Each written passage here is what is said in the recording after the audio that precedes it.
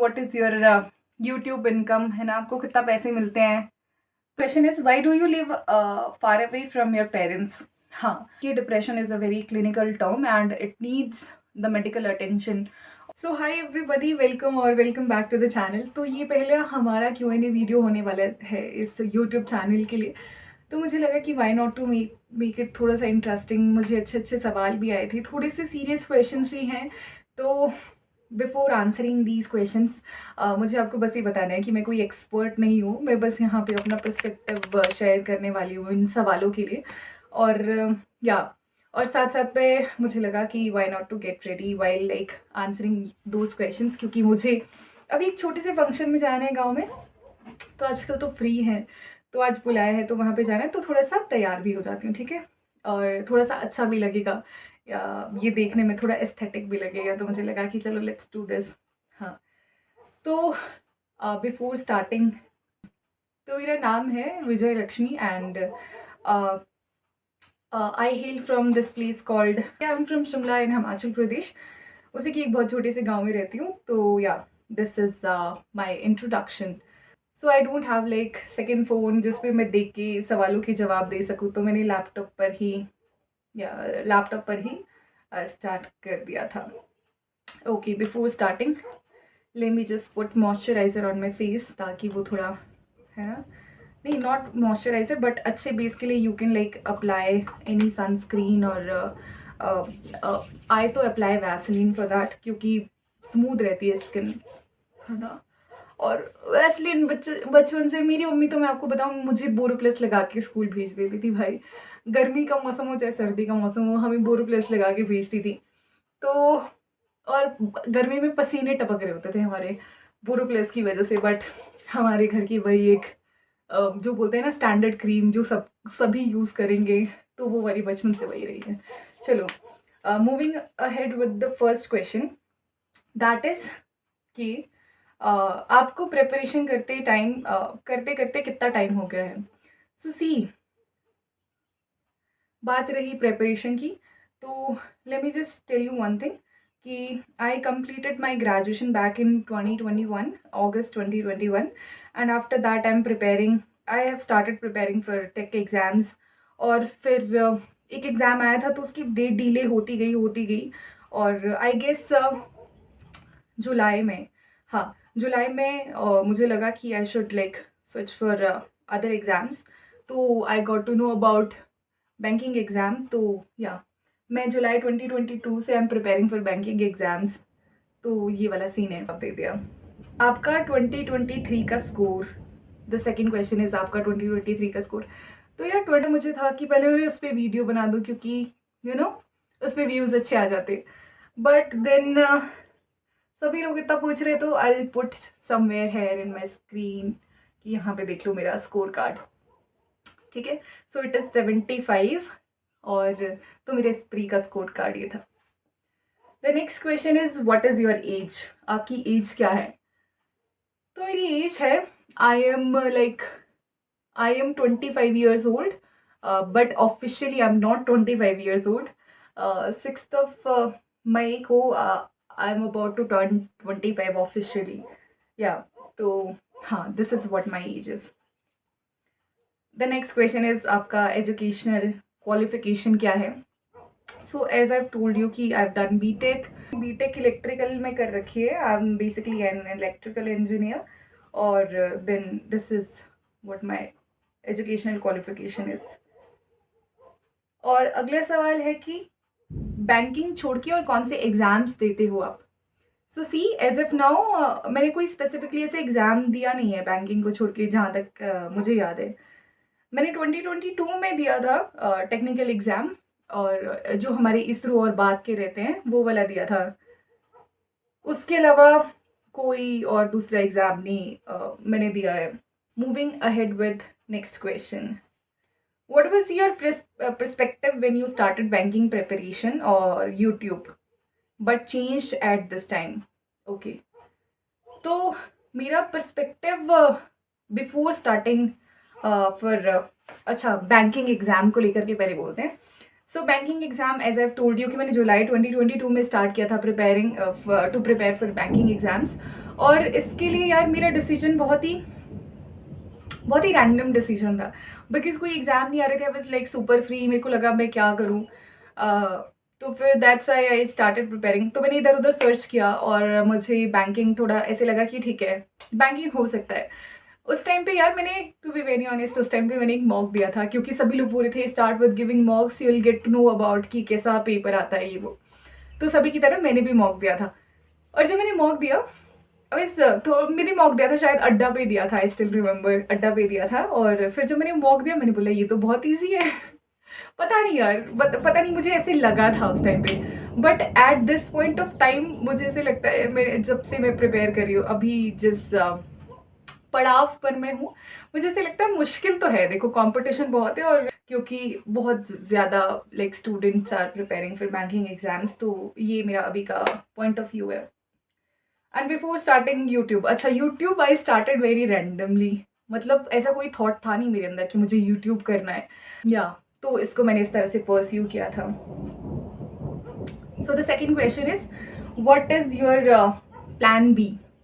C, I just wanted to let you all know that कि देखो बहुत सारे लोग ऐसे बोलते हैं कि ऐसा कोई प्लान बी नहीं होना चाहिए। प्लान बी क्या होता है, you need to prepare for one exam only. But मुझे ऐसे लगता है कि आई अभी तक तो हाल फिलहाल के लिए I don't have any like ऐसे कोई ऐसे प्लान्स है नहीं। But touchwood, I am an engineer, और मुझे लगता है कि नौकरी आसानी से मिल जाती है, ऐसा कुछ है नहीं। बट ये है कि आपको वो स्किल्स सीखने पड़ते हैं, और the moment you will get to know about कि कैसे, हाउ टू लर्न देम, है ना। चीज़ों को सीखने के लिए आपको थोड़ा सा बैठना पड़ेगा। The next question is, why do you live far away from your parents? हाँ, इसकी यार क्लैरिफिकेशन मुझे इस सवाल की देनी थी। थैंक यू सो मच जिसने भी ये सवाल पूछा है, thank you so much for asking this question. यार देखो, I just love my parents यार, ऐसा नहीं है कि मुझे वो पसंद नहीं है ना, कि मैं उनसे दूर रह रही हूँ फिर, और थिंग्स लाइक दैट। ऐसा बिल्कुल भी नहीं है। और मेरे पेरेंट्स आते रहते हैं मेरे पास every like now and then. अभी एक हफ्ते बाद दोबारा से आ जाएंगे। और इट वॉज जस्ट दैट कि at that point of time when I was there with my parents, मतलब I was not in a right mood और right, I was not in a right situation to like live with them, because इतना बड़ा घर नहीं है हमारे पास वहाँ पे कि मेरे पास अपना पर्सनल स्पेस हो। तो me and my sister we both were sharing the same room. और मुझे रोना भी होता था यार, रिजल्ट्स ऐसे ख़राब हो रहे हैं वो, तो फिर मैं रो भी नहीं पाती थी, मतलब वो वेंट आउट भी नहीं हो पाता था ढंग से। तो मुझे first reason was that, and दूसरा रीज़न ये भी था कि उस टाइम पे बस ऐसा था कि मुझे अपनी लाइफ पर फोकस, इसलिए मैंने थोड़ा सा उनसे स्पेस मांगा अपने घर वालों से, और उन्होंने मुझे दे दिया बहुत खुशी खुशी। मतलब they were not bothered about it. उन्होंने मुझे ये भी दिया था कि क्यों ही घर जाना है, गांव क्यों जाना है, बड़ी सिटी चले जा, है ना, शिमला चले जा, शिमला तो क्या ही, चंडीगढ़ चले जा, दिल्ली चले जा। बट मैं थी वहाँ जाने की मुझे ज़रूरत नहीं, I just need my own space. और फिर मम्मी के यार बहुत ही ऐसे रूल्स एंड रेगुलेशंस थे हमारे घर पे, कि अगर आपको ब्रेकफास्ट इतने बजे करना है तो सभी को ब्रेकफास्ट इतने बजे करना है, लंच इतने बजे करना है, डिनर इतने बजे करना है। तो कई बार ना वो डिस्टर्बेंस क्रिएट हो जाती है, जैसे कि मान लो अभी मैंने मॉक लगाना स्टार्ट किया है, ठीक है, दोपहर के टाइम पे, और मम्मी बोलेंगी चलो चलो लंच रेडी है तो लंच करने आ जाओ। सो ये बहुत सारी छोटी छोटी चीज़ें फिर बहुत सारी थी, तो फिर दैट्स आई, और मुझे लगा कि अब मुझे ये स्टेप लेने की ज़रूरत है। और मैंने बहुत ही काइंडली अपने पेरेंट्स को बोला कि देखो देखो मुझे देखो मेरे पास थोड़ा सा कम टाइम है, तो ऐसा ऐसा सीन है। Although my mom was not ready for this, she was like crying इस बात पे कि क्या बोल रही है ये वो ना, लेकिन फिर क्या है, एक हफ्ते बाद वो खुद ही आ गई थी गाँव, क्योंकि यहाँ पे थोड़ा हमारे ऑर्चर्ड्स में काम था। तो वो मेरे साथ रहने लग गई, और मम्मी लगभग 1.5 महीने मेरे साथ रह कर गई हैं।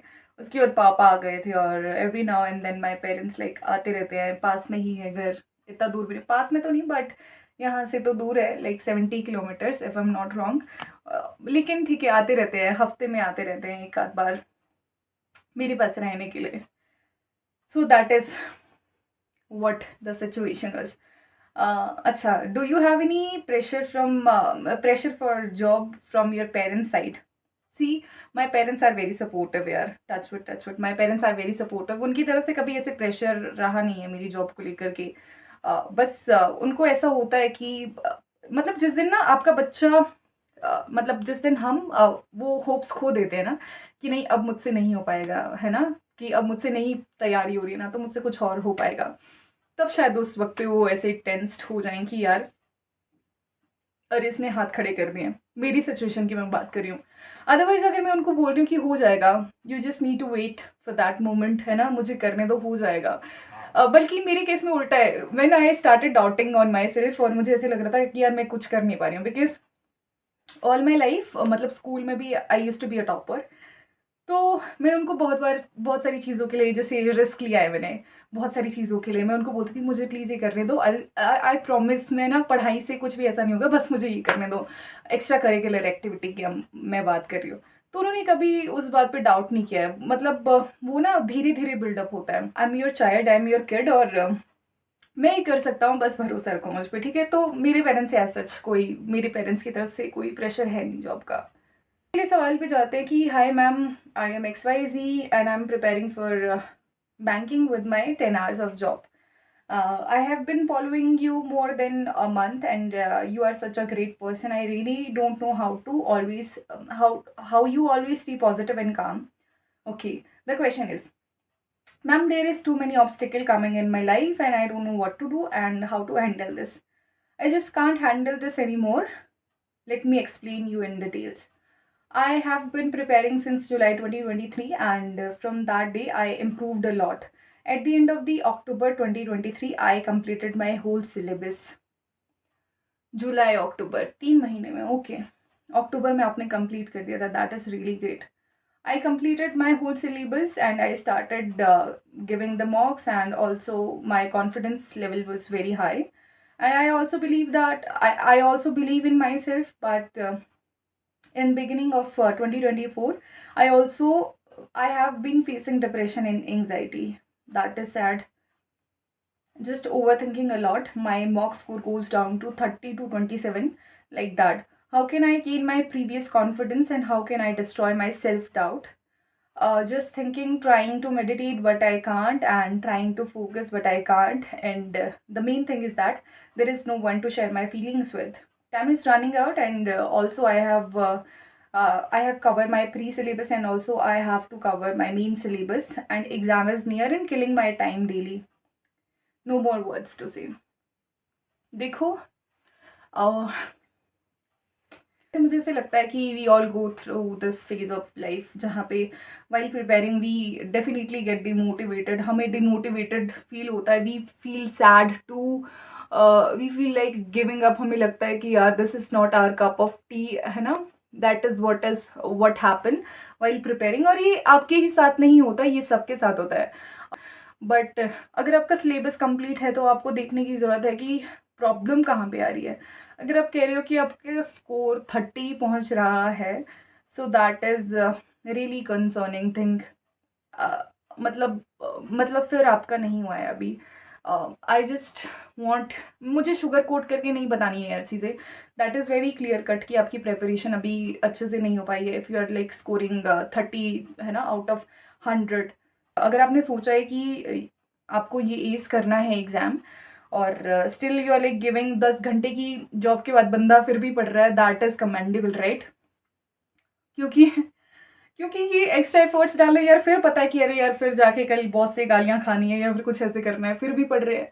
तो मतलब अगर आप प्रिपरेशन कर रहे हो तो ये बात दिमाग में रखने की बहुत ज़्यादा ज़रूरत है कि देखो, कंपटीशन के लिए प्रिपेयर करना अलग होता है और स्कूल में पास करने के लिए प्रिपेयर करना अलग होता है, या फिर कंपटीशन को कंपटीशन की तरह ट्रीट करना इज़ लाइक रियली इम्पॉर्टेंट। और अभी आपको ज़रूरत है यार, I can definitely see if you are like scoring 30 out of 100, so you are definitely lagging behind. तो आपको ये देखने की ज़रूरत है कि आप कौन से सब्जेक्ट में लैग कर रहे हो, और आपको उसकी सेक्शनल देने की ज़रूरत है, ठीक है। एंड सेक्शनल देने की ज़रूरत है, और देखो कि आप कहाँ पे इम्प्रूव कर सकते हो, और कोशिश करना है यार वैसे वाले मॉक्स लेने की जिसमें ना ऊपर टाइमिंग दी होती है कि अच्छा एवरेज बच्चों ने इतने टाइम में किया, मैंने यहाँ पे किया है। तो आपको वहाँ वो वाले टॉपिक्स को थोड़ा उसमें स्पीड पकड़ने की ज़रूरत है, और थोड़ा ना माइंडफुली होके प्रिपेयर करो कि कहाँ पे प्रॉब्लम आ रही है।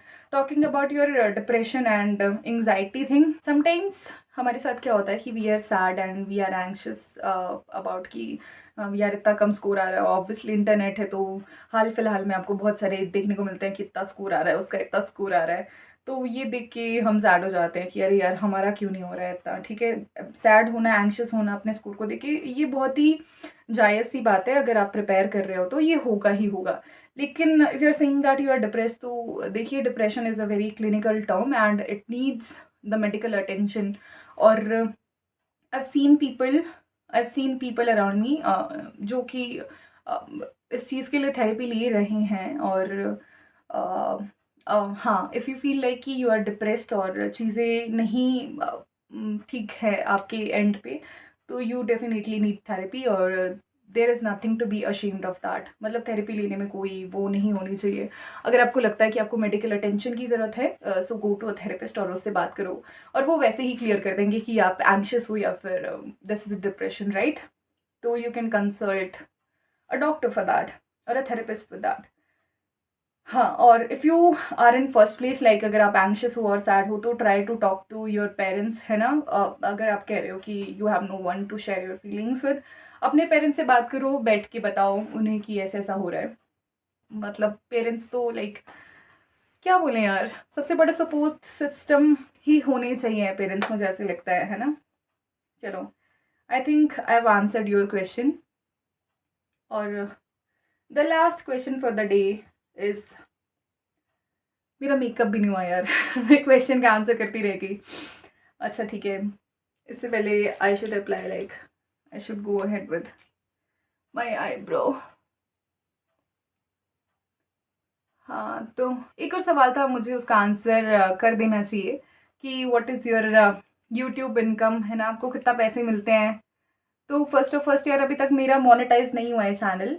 For those who were asking about my YouTube channel की इनकम। Moving ahead to the very serious question, मतलब लिटरली मुझे ये पढ़ते वक्त ना, मुझे I felt really bad while reading it. जब मैं ये पढ़ रही थी, I just don't want to reveal the identity because this is very personal question, और हो सकता है कि आप में से बहुत सारे लोग इन चीज़ों से जूझ रहे हो। So, Betis, I've been following you since last 2 months. I am a banking aspirant and living in Mathura. My father is a government employee and my mother is a housemaker. My question might disturb you, and this is what I'm going through. My parents interfere too much in my personal life, from clothing to food to my preparation journey to my post graduation and career. They have an opinion in my each and every issues. Many a times they convince me through emotional blackmailing. They are simple middle class and caring parents. I don't want to disrespect them, but how can I convince them to respect my career decisions and my privacy? Love and regards.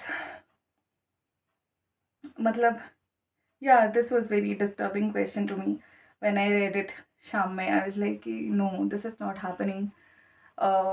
देखो ना यार, मैं आप लोगों को एक चीज़ बताऊं, मतलब I am being very practical over here. कोई इमोशनली मैं वो नहीं करना चाहती, although I am very emotionally, मतलब emotionally align towards my parents, because we all love our parents, right. और मोस्टली ऐसा ही होता है कि ऐसा ही हम करते हैं, और you can expect that from me.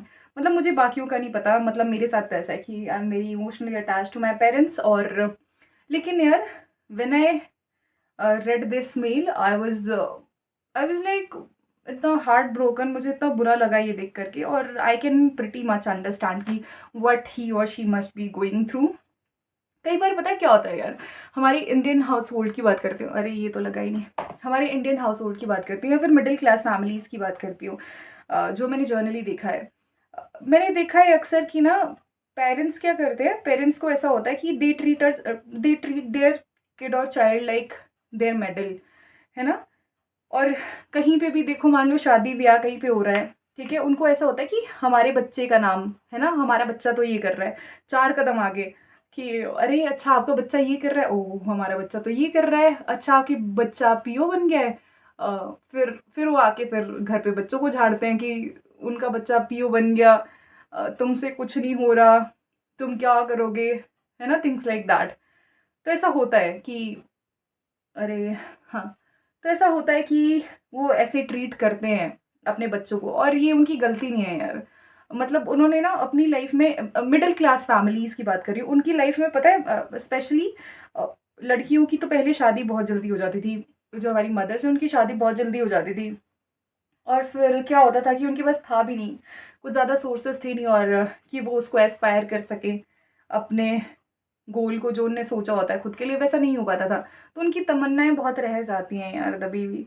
और फिर कई घर में फिर ये सीन भी रहता है कि म्यूचुअल अंडरस्टैंडिंग नहीं होती बच्चों के बीच में और पेरेंट्स के बीच में, क्योंकि पेरेंट्स को लगता है like they are always right.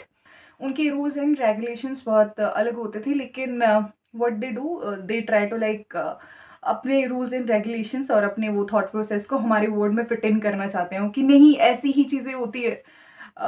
ऐसा होता है, ऐसा बहुत बार होता है। और तो यार आपके लिए सोल्यूशन ये हो सकता है कि जैसे कि आप बोल रहे हो कि they convince me through their like emotional blackmailing, कुछ गलत डिसीजन लेने से पहले just like sit with your parents और उनको समझाओ, you guys need to talk at the end of the day.